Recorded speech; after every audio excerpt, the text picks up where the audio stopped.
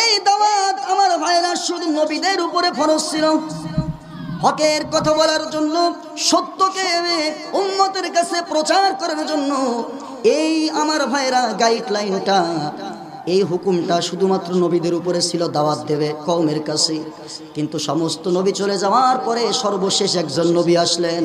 সমস্ত নবীদের নবী, আসমানের নবী, জমিনের নবী, মানুষের নবী, মাছের নবী, গাছের নবী, আমার ভাইয়েরা সমস্ত ফেরেশতাদের নবী, জিনেরও নবী, সমস্ত দুনিয়ার নবী। সর্বশেষ আসলেন নবী মুহাম্মদুর রাসূলুল্লাহ। নবী মুহাম্মদ সাল্লাল্লাহু আলাইহি ওয়াসাল্লাম একে কালিমার দাওয়াত দিলেন, লা ইলাহা ইল্লাল্লাহু মুহাম্মাদুর রাসূলুল্লাহ। আল্লাহ ছাড়া কোনো ইলাহা নাই, আল্লাহ ছাড়া কোনো বিধানদাতা নাই, আল্লাহ ছাড়া কোনো প্রভু নাই, আমি মুহাম্মদ সাল্লাল্লাহু আলাইহি ওয়াসাল্লাম হলাম তার রাসূল। আল্লাহ প্রত্যেককে পাঠালেন কওমের কাছে গিয়ে দাওয়াত দিবে।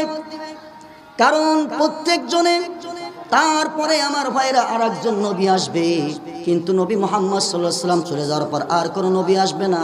এই জন্য নবী মুহাম্মদ সাল্লাল্লাহু আলাইহি ওয়াসাল্লাম চলে যাওয়ার পরে এই দাওয়াতটা, এই হকের দাওয়াত উম্মতের মাঝে প্রচার প্রসার করার জন্য আল্লাহ রাব্বুল আলামিন নবী মুহাম্মদ সাল্লাল্লাহু আলাইহি ওয়াসাল্লামের যত উলামায়ে কেরাম আছে, ওয়ারাসাতুল আম্বিয়া আছে, নায়েবে নবী যারা আছে, এদের পরে এটাকে ন্যস্ত করা হলো।